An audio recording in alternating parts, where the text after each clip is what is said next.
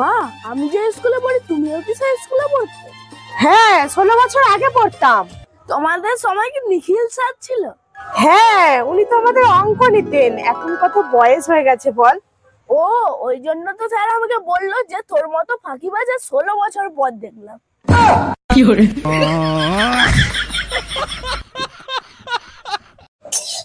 লে লে ভাই, জল লেগে গেল, জল ঢাল।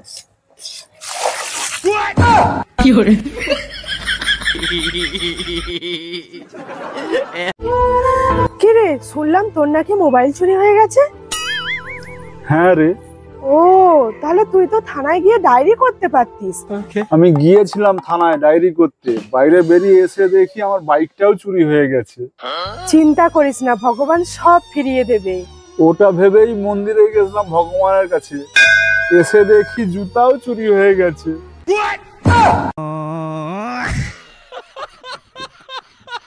আচ্ছা মা, ক্ষুদিরাম বসু তো দেশভক্ত ছিল, তাহলে তার কেন ফাঁসি হয়েছিল? একটা দেশলাই বাক্স নিয়ে দাঁড়াও, আনছি। এই নাও মা দেশলাই বাক্স। এর থেকে একটা কাঠি বের কর। এই নাও মা, ধরো।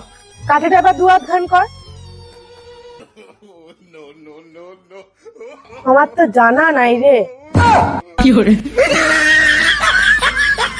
হায় হায় গো, আমার সব সর্বনাশ হয়ে গেল, সব শেষ হয়ে গেল গো। কি হয়েছে, কি হয়েছে?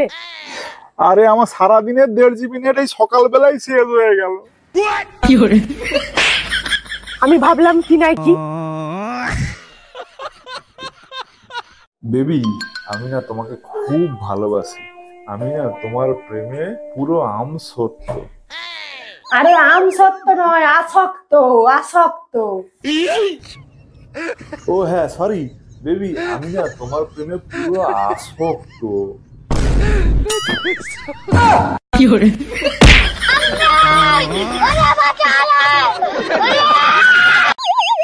মা, ও মা, কি হয়েছে নাকি? আমাকে বুকের উপর উঠে পড়বে নাকি?